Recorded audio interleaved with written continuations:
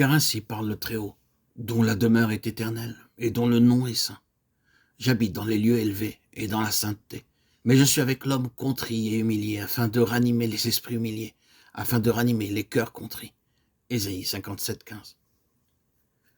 Des hommes de toutes les classes de la société ont essayé de trouver Dieu au prix de peine et de souffrance.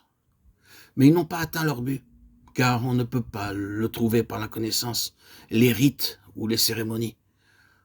Beaucoup de religieuses et de moines ont passé toute leur vie dans la solitude. Ils ont parfois dormi à même le sol et ils ont mangé une nourriture toute frugale pour trouver Dieu. Mais ils ont été déçus. On ne peut pas voir Dieu de cette façon-là. Seuls les humbles et les hommes au cœur contrit peuvent voir Dieu ou le recevoir. Dieu demeure dans un lieu saint et élevé, mais également avec celui dont l'esprit est humble et contrit. C'est un secret. Cela n'exige pas beaucoup de connaissances, mais un esprit profondément humble. Certaines gens ont l'air calmes et doux, mais au tréfonds de leur cœur, ils sont orgueilleux, bouillonnants de colère, aigris.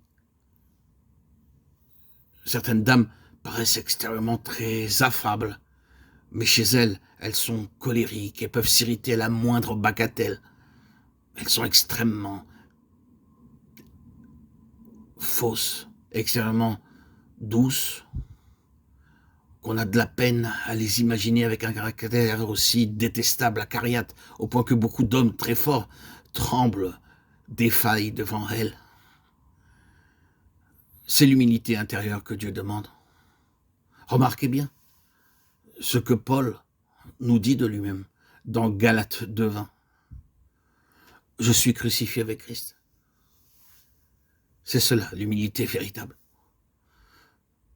En toutes circonstances, un tel homme peut dire « Oh Seigneur, non pas ma volonté, mais la tienne. Non pas mon désir, mais le tien. Non pas mon chemin, mais le tien. » Même dans les petites choses. Mais il priera ainsi. C'est une telle humilité qui fait d'un homme l'habitation de Dieu. Certaines gens pensent qu'en ayant eu quelques expériences surnaturelles, ils ont reçu un pouvoir particulier et ils en deviennent orgueilleux et hautains. L'humilité devient réelle par une mort quotidienne.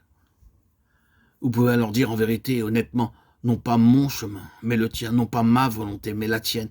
Nous avons besoin de nous approprier à cet effet la puissance de Christ, car personne n'a en lui la capacité de mourir à lui-même. Paul pouvait dire « Je suis crucifié avec Christ », car il avait appris à mourir journellement. 1 Corinthiens 15, 31, 2 Corinthiens 4, 10 et 12. Ainsi, nous devons dire sincèrement et honnêtement par la foi, Seigneur, je suis prêt à voir tous mes plans annulés, toutes mes pensées, tous mes désirs anéantis. Je saisis par la foi la puissance du Seigneur Jésus-Christ. Viens, viens Seigneur, et vis en moi. Réalise tes pensées et tes désirs dans ma vie. Une telle expérience fera de vous la demeure de Dieu, et vous serez conscient nuit et jour de sa présence.